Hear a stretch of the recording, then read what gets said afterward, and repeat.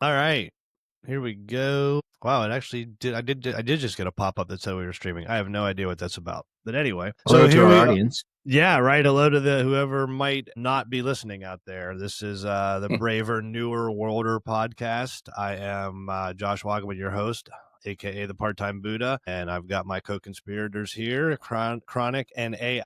Yo, And yo. So what's happening with you guys this week? Anything cold new? and wet here, man. Cold and wet. A little foggy wherever Kronyk is there. You can see it's even in his camera. Yeah, very foggy. I brought it home with me. That fog may have just been from the lens of his own eyes. This could It could have be. been. We're No. getting a It cures cataracts. graphic representation of how things are over there. Well, it seemed like another week, another bunch of crazy shit in current events and politics. Everybody got to see two fishermen get killed, while our Department of War seems to stay up late at night and play video games and just bomb. Yeah, killed is not boats. the word there. Executed. Murdered was what I put with it, but yeah, and they're gonna. I don't know the guy's name, but it seems like Trump and Hegseth are gonna let some admiral fall on the sword for this one. Did you guys Brennan, see I think, or something. much about that? I thought I read there are like 3 admirals who have been performing illegal orders or carrying out illegal orders. Well, I think time will tell, with all the bombings, right? Yeah. From what I understand, like they're not even 90% or whatever. Like any of those boats that are leaving out of there with drugs aren't even coming to America. They're going to Europe. And this whole. And even if they were coming to America, I mean, we don't just bomb them. I mean, yeah, there's that too. You don't just blow ships out of the water and, there's a legal process. There was a story, and I wish I would have now because it just jumped into my head. I don't have like the link or anything, but apparently, so that Trump said that they were going to allow the CIA to do covert operations on the ground in Venezuela. So they announced that. And then I heard this story like where the CIA was like pretending to be a whole other group, like with uniforms, like and to pull out these crimes. They were trying to start some shit by like instigating an event, posing as another group or, another military or something like that. Are we just going to go in there and steal their oil? Yeah. Okay. Yeah. For sure. I just want to get clear on the objective. We're not freedom fighters. We're not liberating anything. We're just going to go steal their oil.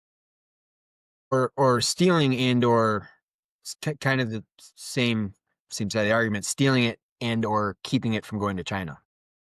Right? Keep it. You know what I'm saying? Because actually I was looking at this because I thought that Venezuela was supplied a lot of our oil to us. I was mistaken about that. A lot of Venezuela's oil goes to China. So I'm wondering if this is definitely not about drugs. It's about getting oil. It can't be about drugs because we're pardoning convicted drug felons. So it That's can't be right. The about Honduran president. That's right. Full pardon. Yeah, there Right definitely seems to be levels of I don't know what anymore, like crazy. Like, Are you saying inconsistencies, Buddha? Are well, you saying and inconsistencies? he's an illegal immigrant. He's not a citizen. He's not a national of the United States. So him being here is against the law. I mean, he has no right to be here. ICE should be getting him and detaining him and deporting him. Like he has no reason to be here. Well, maybe he paid that $500,000 to get that gold visa or whatever that they were doing. Because, it's been pretty obvious that it's just, a big pay for play scheme, right? Like when people literally put gold trinkets, like Apple put like a fucking gold egg or some shit on his desk, and then he just like gives them a big smile and signs off on whatever legislation, and then the next person comes up with their dowry for the the bronzed cow or whatever. Like it's they're not trying to hide it. That's always like been my fascination with the kind of the MAGA movement is like they're not trying to hide any of it, and still nobody's calling them out. Like, make it make sense. Citizens maybe, but people that matter. Yeah. Like, Dawn and I talk about it. She gets so frustrated. She's like, we grew up in a time where we studied civics and we checks and balances, and it wasn't supposed to be able to get this fucking crazy. And yet here we are. So Yeah. all right. You know, So we'll get everyone nice and depressed for the holidays. I was thinking, you know how we had our recent shutdown, we started back up, and I was thinking how wonderful it was that our representatives of the state had kept their salaries going and stuff, right? They kept getting paid during the shutdown, right? And we all love that. And of course, we can't change any of that. But just again, as a hypothetical thing, what if the salaries of the congressmen were tied to the median income in the United States, Ooh, right? That way, if the median income of everybody is rising, they're doing better. Everybody's doing better. It's incentive for everybody to start doing better. Like, Well, it's like what if the minimum wage was actually tied to worker productivity? yeah. It would be about $30 an hour right now. Mm-hmm. So it's not tied to anything other than a bunch of politicians arguing about how much of it they can cut. Yeah. Unfortunately. Yeah. Wow. like your incentive program idea. Yeah. Yeah. Just occurred to me. I don't know, tossing it out there for, see what happens. Well, do you guys you seeing now, like, excuse me, seeing kind of like the backlash from the actual MAGA party, like the actual people who voted for Trump on what, with the grocery prices and like just the way things are, you're starting to see them starting to complain. Is that accurate in y'all's world? Kind of, sort of. I had seen it like maybe a few months ago, and it seemed like it kind of like it was growing. It was growing and growing, and then it kind of plateaued, except for Marjorie Taylor Greene. Now she's completely abandoned ship. Well, now consider they just had that special election in Tennessee that was like a super duper red district that Trump won by like 20 some points, that the Republican Party actually had to put money into to keep the Republican candidate. He won, Okay. but it was like a 11 or a 17-point swing, and it was big enough of a swing in a red enough of a district. Like, it doesn't get any redder than like Tennessee, to where there have been several Republicans saying we have got a big problem going into the midterms. And this is related to, I've saw this somewhere, I think in his newspaper somewhere, about the gerrymandering, or they're redrawing the districting and stuff. And that's some of it. That's some of it. This was just a special election. I'm just saying there's enough. My point being that the actual MAGA voters who voted for Trump in these rural, southern, mostly poor areas are now feeling the actual impact of the things he's doing. Right?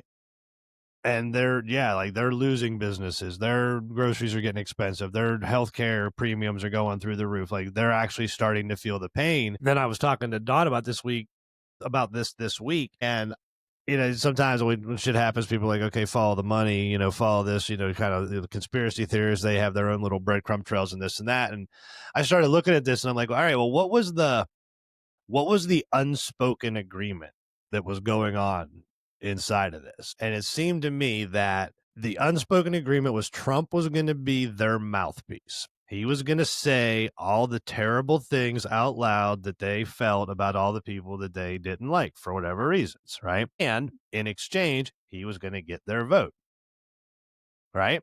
That happened. That agreement's over. Like, that's done now. So now he, is treating them like he treats everybody else. Like, once he's done with you, man, you're out the door. So, now they're just starting to feel the actual pain. It's okay. It's the fuck around and find out. And this is the finding out stage. Yeah, if we don't see lots of swings from red, people just aren't going to change their minds no matter. Well, and there's a lot of gerrymandering going on too. Like, I just saw I something. thought the courts are putting a stop to that. They're allowing the Texas maps to be used. This went to the Supreme Court. They're allowing the Texas maps to be used, and Indiana may go to a map that they're going to try to push through a map that would make their state 9 Republican districts. So okay, that'll just be a push-pull battle until the midterms, and then it's kind of part of like the bigger point.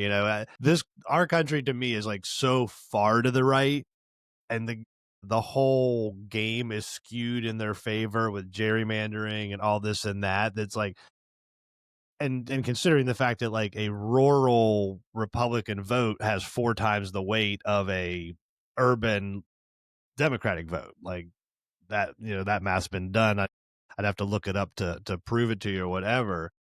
But like really, like the Democrats have to get like, they have to win like 60-40 in order to win like 51-50. You know what I mean? They literally have to like get more votes in more places. And you've seen it with like the actual numbers of people that vote, and even in the presidential elections, right? Trump, how many times did what is it? They didn't win the popular vote. Yeah. Seems like 2 of the last 3 or something like that. Yeah. So that's just more of that, like we were talking about, leftover shit, the Electoral College and all this and that. So we'll see, and then even the stuff that was hidden deep down in that big, beautiful bill, like that people were talking about, it gives him the rights to suspend elections. Like there was so much crap in that 1,000-page bill that we will be finding out about, probably in the next 6 to 9 months, 12 months for sure. So I think we definitely need bill reformation. You're going to pass a bill, make it very specific. Make it a 2, 3, 4, 5-page bill specific to one item. Don't bury all this crap into a bill. Have you ever seen like an actual bill, like as it's going through, and it's nothing but type that is crossed out and scribbles in the margins, and they're like voting on this, like the people can't even read the handwriting. Like now, like social media, like it's so much of this. It's so ridiculous. Like our process and our bureaucracy is pretty insane at the moment for sure. Yeah. So, all right. Well, I guess we will move on then, because man, the news just sounds fucking depressing this week. Yeah. It's like, this is not chipper at all. Did you all hear about, speaking of AI, if you would know this, about I should look this up. There's Michael Bragg, I think, the guy that Christian Bale played in the movie about the housing collapse. Okay. The Big Short. The Big Short. The Big Short. Yeah, the Big Short. So it was the character that Christian Bale played. I think it was Michael Bragg. I don't remember the name specifically. I had to look it up, but I'm trying to remember. But talking about AI, there's the AI company NVIDIA, something like that. It's doing crazy amount of, I don't know, the stock market. It's fucking with the stock market. Well, anyway, this guy, whatever his name is, obviously he did the Big Short. He saw that coming. He was involved in that. He had a hedge fund, or not hedge fund, but he had a financial advising company, and he like sold all of his stocks or put them all into something, and shut down his business and said, I can no longer basically understand the system. The way the AI companies are messing with the valuations of things. He goes, you can't understand the value of something anymore. There's no concrete value. And he goes, I'm out of the game. Somebody that smart is giving up on it. It's crazy. Wow. And in a sense, isn't he doing the same thing that he did in the Big Short movie, which was basically about the housing crisis, right? He was betting that he was shorting the stocks or whatever, and he's doing the same thing now. He's like, essentially, the way I understood that story in my limited capacity about AI and high finance and all that crap, was that he was saying there is no way on this planet Earth that company is worth anything close to what you people are saying, and I'm getting my money the hell out of here. Yep. And didn't the Bitcoin market like fall like by half or something recently? Like it's been crumbling down too. Well, Trump's specific cryptocurrency just totally collapsed, but they're still getting money off of every transaction. The Trump family is. Well, then the Trump phones. You guys hear about that one? There was all like a $500 phone that, first of all, was supposed to. They were touting it as made in America, but they walked that back very, very quickly, and it was like put together in America or something. Like it has a Made in America sticker on it or something way less than Made in America. So people had to put down like $100 deposit. and these phones were supposed Did hear. Yeah. they were supposed to ship back in August, and they're nowhere to be found. And then they recently, like, Eric Trump comes out with, hey, we're going to start selling Trump vodka again, and the word pre-order comes back. Fool me once, but these people are like, fool me 373 times, I might just I might wisen up. Yeah, there was some journalist that obviously was Yeah. very leery of this phone and was like, all right, I'm going to pre-order one and let's see what happens. And he or Absolutely. she has been tracking it, and it's like, yeah, just as I figured. It's not happening. No, it's not happening. Well, AI, I hope my first story here doesn't hurt your feelings. But we were talking a little bit last week about the AI artists and music, and the term AI artist that I find defeatist right out of the gate, and just like I mentioned, like gives the credit for the creation to the AI, which just baffles me. I came across the story of the making of Pink Floyd's song "The Great Gig in the Sky," and I was debating on whether or not I just wanted to kind of paraphrase the story, but I'm just going to read it. It came across this. I'll give credit to this page on Facebook called Ancient History. Okay, and actually, nope, I'm just going to do it right there. All right. So here is the story. Pink Floyd's "The Great Gig in the Sky." Everybody ready? Sure. Red eye. All right. Okay. Red eye. All right, gather around, kids. It's story time. They gave her 30 pounds and told her, sing about death, but without words. I read this. Yes. Well, Sorry. fucking spoiler alert. Sorry. No, I love it. I have it. Keep going. Awesome. Claire Torrey improvised for 2.5 minutes, broke down in tears, and created one of rock's most powerful performances. And for 32 years, Pink Floyd refused to credit her. This is the story of Claire Torrey and the voice that made the Great Gig in the Sky immortal. 72, Pink Floyd was at Abbey Road Studios working on an album about life, time, and death. The Dark Side of the Moon was already shaping into a masterpiece, but one track, a haunting instrumental about mortality, still felt incomplete.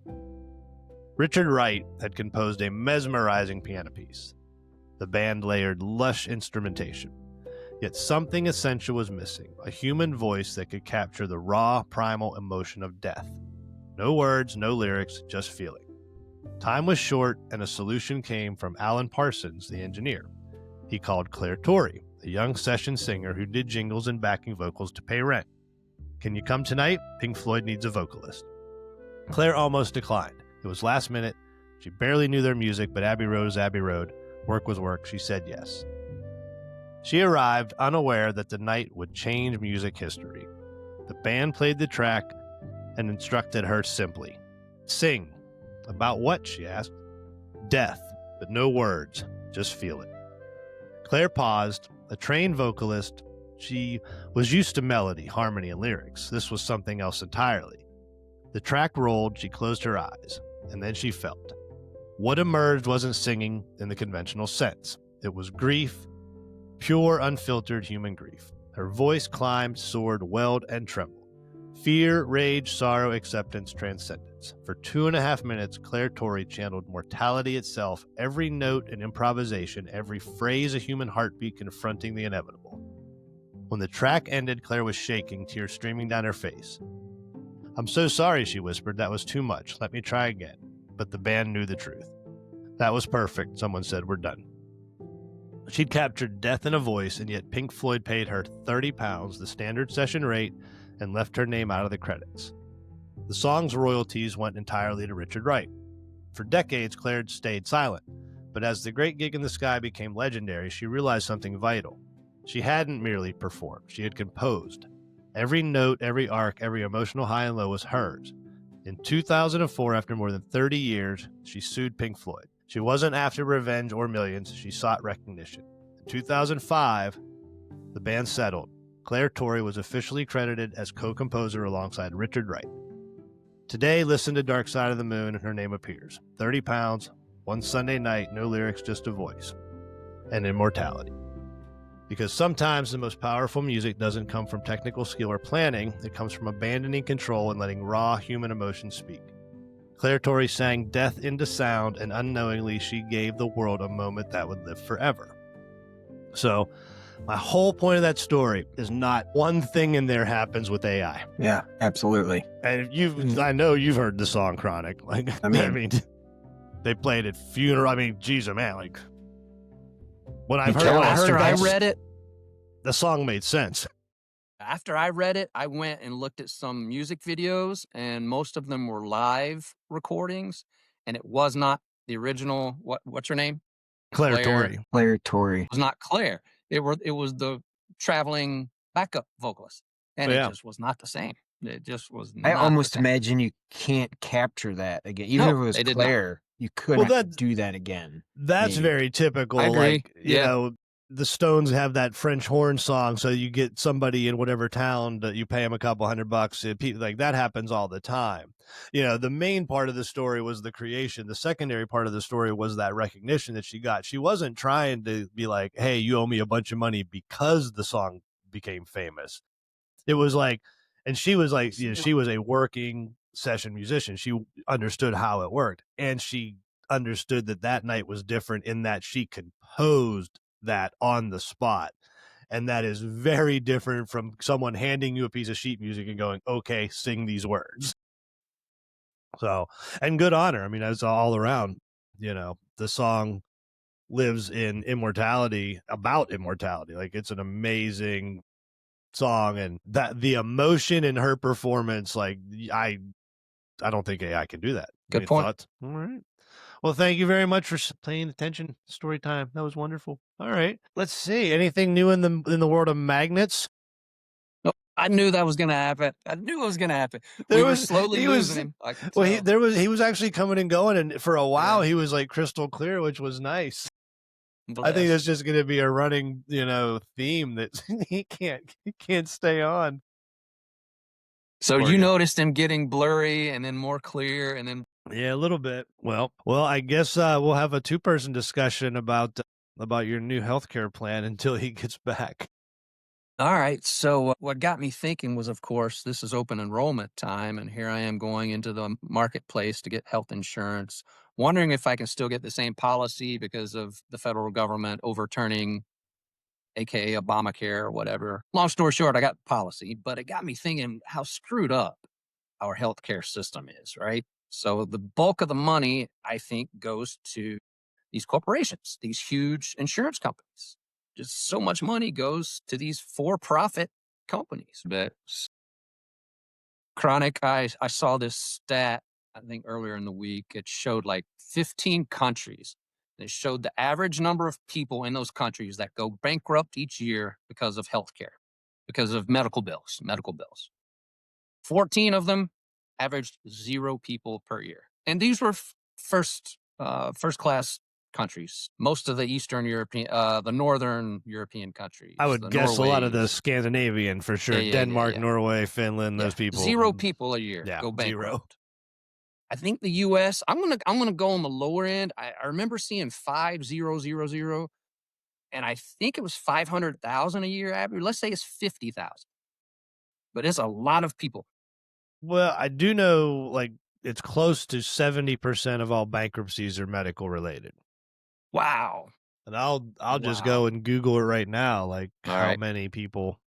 So of course, that got me thinking when I was enrolling for health insurance for 2026, there's got to be a better way. Even the Affordable Care Act, Obamacare, it helps the people that need it, but it's still it's still the federal government subsidizing. You know, there's just got to be a better way. So I'm spitballing here, and I was just thinking this earlier today. What if, now granted, in what I'm about to propose, there would be a fairly substantial startup cost for the federal government. But I think most of these countries have a massive underwriting at first when it comes to healthcare. Well, let's say we start a federally subsidized or federally backed medical school system. All right, Kronyk, you're a med school student. You want to be a med school student. You just can't afford it. Can't afford medical school, or you don't want a huge loan that you're going to have to pay back over 20 years. All right. Well, with this new federally backed medical school system, you get free tuition for medical school. Let's say you don't graduate. Maybe you'll owe a little bit of money for each year you're in there if you don't graduate. But if you graduate from this university that's backed by the federal government, it's free. However, you now owe, let's say, 3 years of residency within this federally backed healthcare system. For those of us, I'm not including myself, for those who can afford to pay the huge insurance premiums and can afford the medical care that they want, they're welcome to it.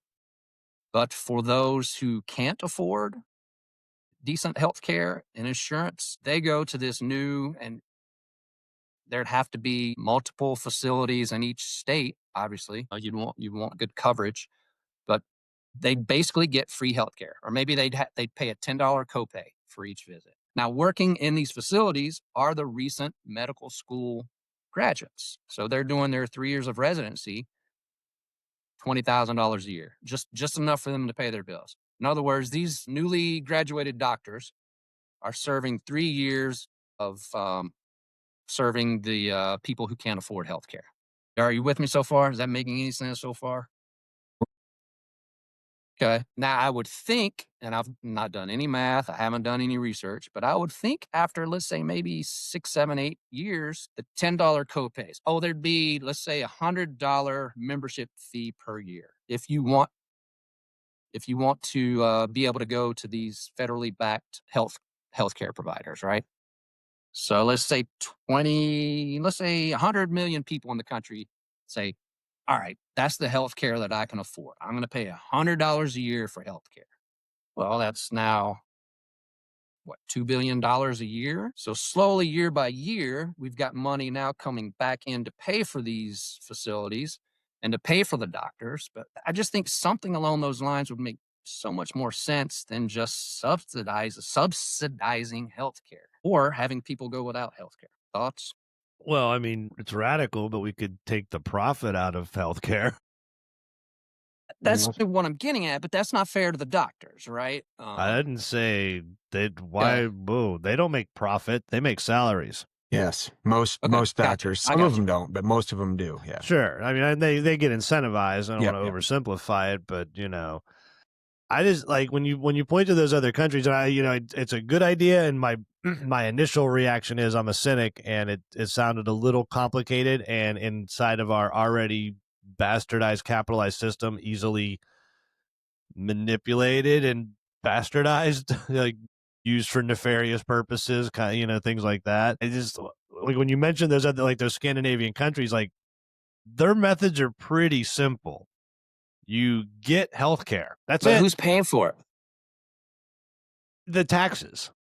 They do generally have higher Okay. taxes, which we Okay. bitch about in America. We just pay our taxes in fees and things like that. We like to keep our taxes quote unquote low, but we're fine paying for the health care and child care and all this and that. And obviously in our society, the more money you have, the better service you get all around and the better products you get all the way around. But in And their then system, are the doctors' salaries not capped? they They would almost have to may, be. I don't know specifically. I think inside of their systems, the doctors make a very nice, very comfortable living. I don't know if you've got millionaire doctors in those places. I do know that their systems are set up to where the queen gets the same health care as the pauper, or Oh, whatever that is. And it's more of an integrated system, the same way with their schools. They make sure that the rich kids go to school with the poor kids because that incentivizes the rich parents to spend money at the schools. And then the poor yeah. kids get great education, and then everybody gets smarter, and the whole country is doing well, and they're like the happiest places on earth. So to me, they have just simplified it.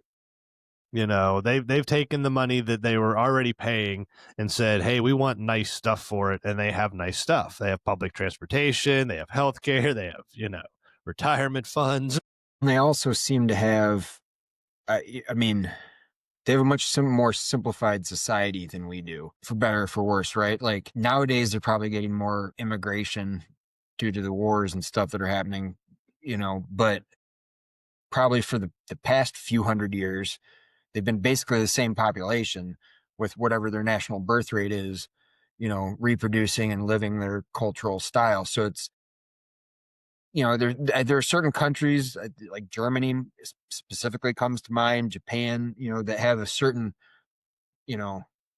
national sort of, they're more communal as opposed to more individualistic, right? So they can come together as a society because they know you're all benefiting. Fortunately, one of the great things about one of the double edges of their sword of freedom in America is with this individualist streak that we have. A lot of times we don't take into consideration that helping your neighbor helps yourself.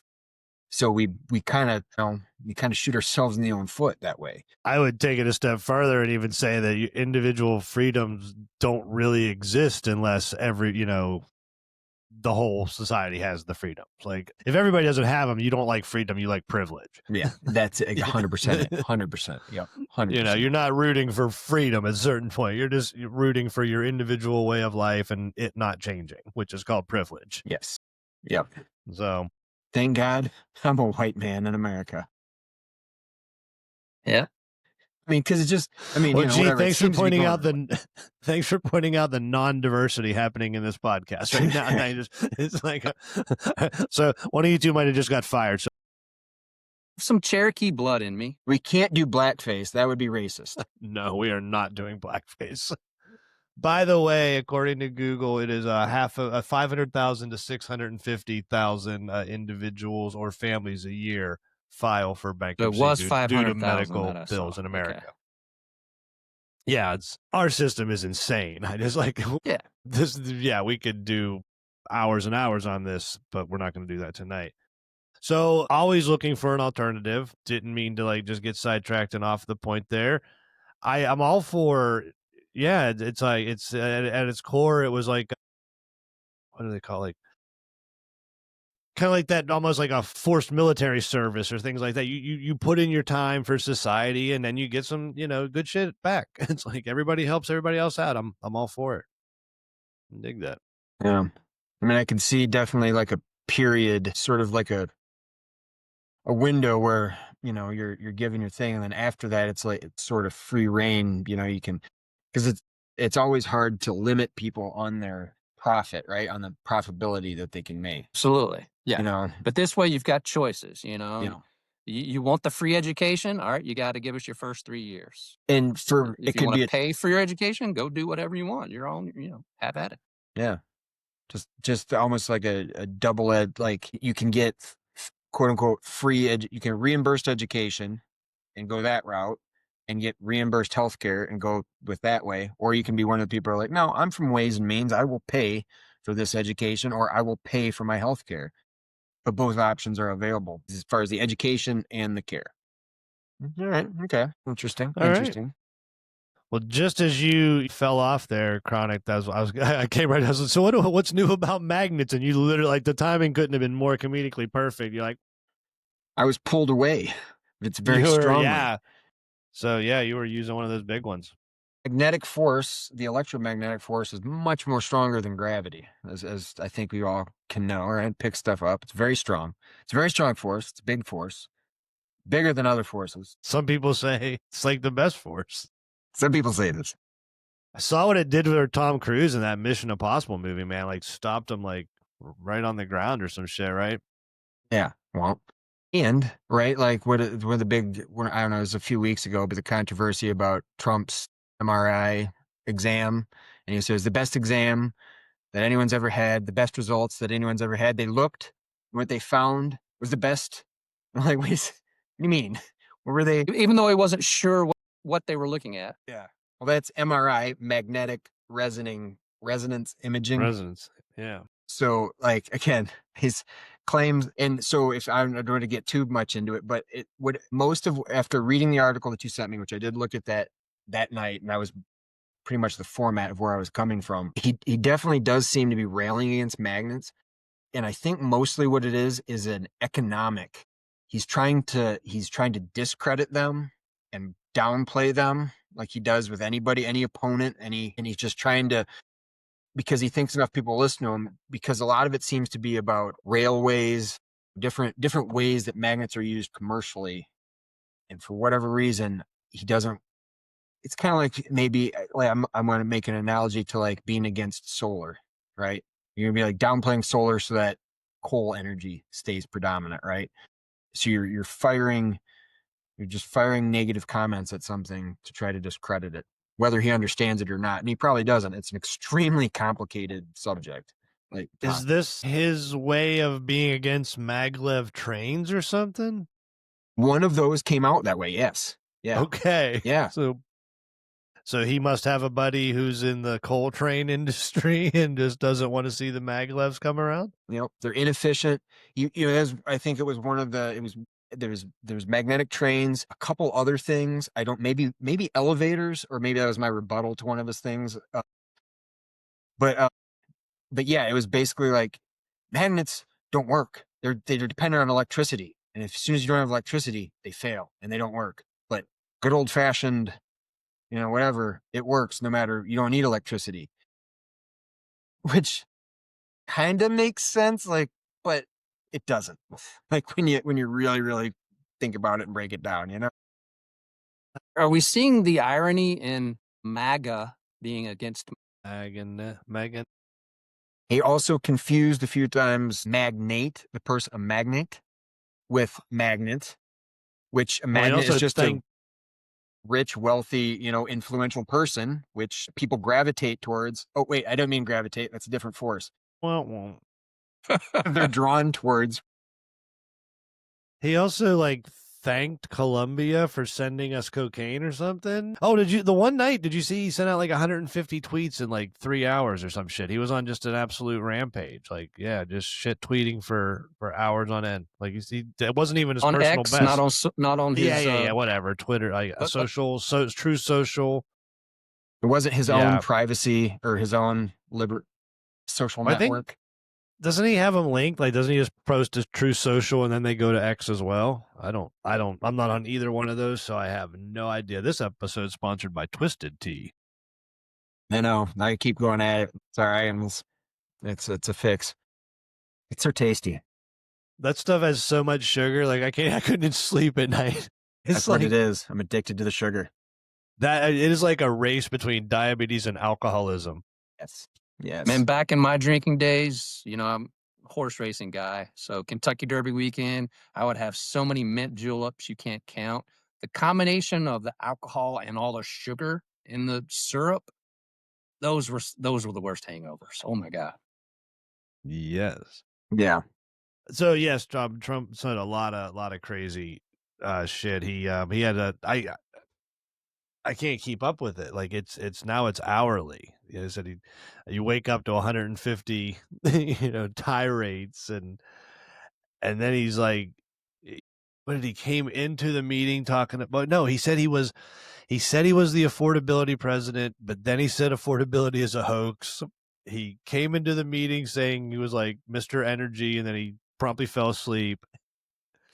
The shit that's going on with his hand and the bruising and the MR, who knows what to do? It's dementia is just one of the things going on. He's a nightmare. He's living off fast food, isn't he? And and who knows when he sleeps or how much he sleeps. He can't, handle the thought of people talking about him, but he can't handle the thought of people not talking about him. So I feel like that could lead to some insomnia. Yeah. I think there's several people in history that have been credited with, or there's one of their characteristics that they put out. I think there was Margaret Thatcher, and I think maybe even Ronald Reagan, something like that, that said that they didn't sleep. They ran on no sleep. They were just up all day. In their later years, they succumbed to dementia and Alzheimer's and stuff like that, and there's a link to that, people with bad sleeping habits. And when your mind isn't allowed to rest and relax and do its cycle, it degenerates over time. And so it's not for everybody. It's like anything else, but, you certainly don't have to convince me. If I had 2 bad nights of sleep and I am a monster, when I had some stuff where coming off of alcohol or anything like that, or just going cold turkey on something, those first couple weeks, the not sleeping, it's the worst. I have to sleep. I just paid $105 for a pillow that my chiropractor recommended because if I wake up and my neck shit's going, I'm a miserable fuck. So how many hours of sleep a night do you guys think you average? 7. Okay. You don't? 4 to 5. Oh, if I don't average 7 plus, Well, you were always a good sleeper, man. We went to school together, dude. I'm not a good sleeper, but I Oh. need sleep is the way to phrase it. I need sleep. We would be done. Well, we would we would stop partying or whatever at 5 or 6 in the morning.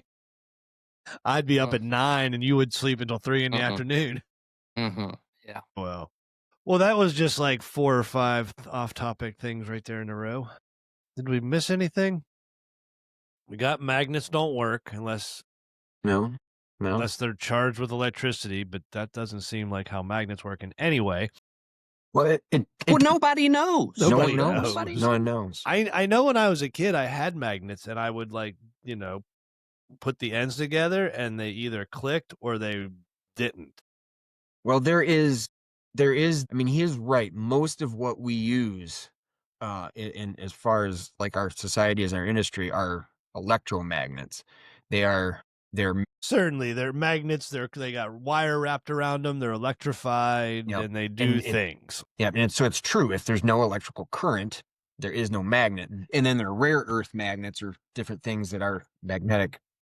Ferrous metals. If the power grid fails, magnets aren't the top concern for me. No. There's a lot else. Yeah. There's a lot of things that I'm worried about before magnets come into play. Yeah, definitely. Like and water. It's incredible. I mean, like, you want to talk about Go check it out, baby. Go check it out. About an energy savings, like with these mag trains. Just like you said, if the power goes out, you got bigger concerns. These trains floating on a magnetic force field, right? Traveling around. That's a frictionless system. That's the most efficient way you can travel. It works really well. Again, it's a designed, engineered system. It works really well. Those are like the bullet trains too. So don't they rock like 300 miles an hour with like an amazing safety record? Yep. Yeah. Why would we want anything like that here? So I get what controls them vertically, but what controls them? Are there still rails that still control them? Gosh, do I take it? I was just gonna guess that I think they keep them inside of a certain parameter there, but I don't know. If you know, Kronyk, say it. Well, I was gonna say it's something like that kind of, but think of like 1 and 2, right? They shut off one, so the train goes that way, and then they turn it on and shut off another, and they do that in a pulse, and that pulse drives the train. So it just almost keeps it like equidistant or within certain tolerances of the quote unquote track. Okay. Which also, this is another part. I don't know. I thought this was interesting. This is part of my looking into this whole magnetism thing. Albert Einstein, theory of relativity, it all relates. There's actually, they found now that when part of, and I can't remember exactly what's happening here. I'm trying to go back to it, but currents flow in opposite directions, right? So when they've got a current flowing in this direction and current flowing in this direction to make this magnet, just like in relativity, if two people are passing each other on a train, right, their velocities are perceived differently. Or like we talk about in astrophysics with redshift or blue shift, depending on if the planets are coming towards us or going away from us when we're seeing them, the way the light shifts. I talk about that with my astrophysics friends all the fucking time. That's what got my attention. I'm like, I mean, I don't have any friends, but I listen to some podcasts about it. Yeah, like Neil deGrasse Tyson is on like I got a group text with him. Yeah. Right. But like on a microscopic atomic level, those electrons moving past each other, the ones going this way are closer and the ones going this way are further apart. And the distance between them like is creating that part, has something to do with that field. Like I had to look into it a little bit deeper. It's the first time I've heard of it described that way or related to the relativity, but it's amazing how it all ties together. I don't know. That's what I'm saying. It is no. I just think Kronyk describes extremely complicated concepts as like a new segment. Like I love it. I'm enthralled listening to it. Perfect. Like, oh yeah, sweet. Next week, the Federal Reserve. Yeah, well, what's going on with the Federalist Papers? That was like the whole hurrah. Last week or whatever. I'm digging it. You're getting them. You're reading them. Yeah, I'm into them. What was that? Okay, so we could probably expect an update next episode. I got it. thriftbooks.com, shameless plug for thriftbooks.com. Get it. I love books. So when I got the book, opened it up, what fell out was, I don't know if you can find it, it's a bookmark. What fell out was the original purchase receipt for the book, the same price I Nice. bought it for, which was like, actually, I bought it for a little bit cheaper. I think this was, oh no, it was about the same, $6.81. I think I actually might have paid $7 for it. So a little bit more. But purchased in 1998. Wow. I don't know. Anyway, but I opened it up and the front cover fell off and the back cover fell off. So I had to tape it with Gorilla Tape back together. But it's very interesting. Really enjoy. In fact, it's falling apart. You might have to seal it with something before it was much more handling. But it's really interesting. It's not as hard to read as I expected it to be.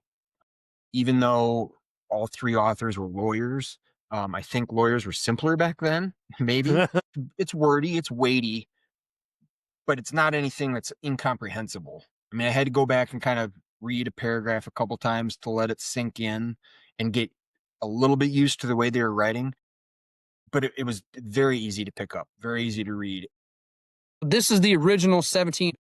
No, not at all. All right. And it, like, just immediately, I think I'm in the 12th paper. But like immediately, the things that they're talking about are just as relevant today as they must have been back then. I mean, it's like some of them we've solved obviously by becoming a union, but still problems that they're talking about exist within the union. Problems of like small groups of people acting the wrong way for the right reasons versus people acting the wrong way for the right reasons.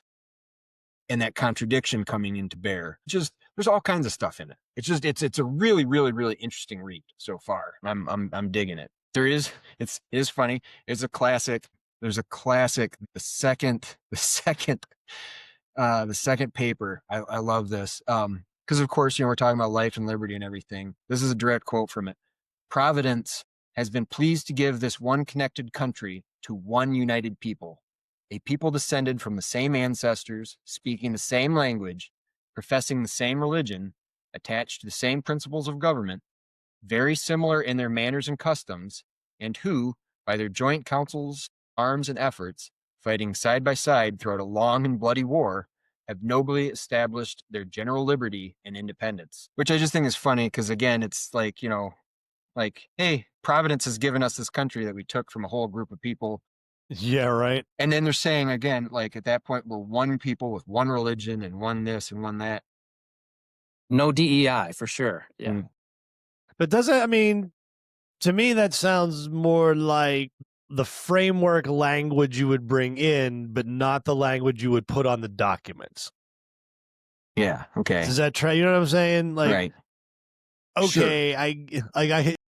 Or did they even have that kind of foresight to be like, look, I get that we're like 98% Protestant, Puritan, whatever here, but maybe we don't bring religion into this part of it. Well, and I don't think they do. I mean, I think they do talk about it, but I think later they do talk about, I haven't gotten there yet, but I do think they talk about secularism. But you're right. I wonder if, and these are not, they're lawyers writing, but these are not, they were papers written and published to the general public to convince people. So yeah, it could be, it's like I said, it's not law language written. It's a little bit of a rallying cry. You're getting people involved in your thing. And obviously religion is going to be a way to bring people together, especially back then. There was, you didn't have as many choices or whatnot. And sure. But yeah, Mostly. It's interesting because it's like, it's kind of like, okay, we got to do, it's like the step one, like, okay, we got to do this step to kind of see where everybody's at. We've got these different factions. They're probably going to want different things. And then how do you bring them all to the table and, start a damn country out of all this? And at a certain point, you actually have to write the document that will be the country you actually want to be. So yeah. I could see a lot of things getting edited and added and deleted and, debated back and forth for sure, because everybody wants that representation. And, although, they didn't really, there was that whole 3/5 part of the Constitution that, is a little cringe these days. Yeah. Yeah. And as I've always said, in the wording of life, liberty, and the pursuit of happiness, you're not guaranteed any happiness. You're only guaranteed the pursuit. Pursuit. Yep. So, And that's fair. That's fair. The freedom to try to be happy. and they can, lengthen the string on that dangling carrot through legislation all they want. Mm. So, all right. Well, I'm definitely looking forward to hearing more in this ongoing. It's kind of like the Kronyk book club here. I'll let you know how it goes. I enjoy it. Nice. Anything else for you over there, AI, for the evening? You probably hear my barking nieces. You've probably I heard them heard. the Yeah, past yeah. few You got minutes. the dogs. Nice. All right. Well, I say we wrap it up. That was a lot of fun. Yeah, absolutely. Awesome.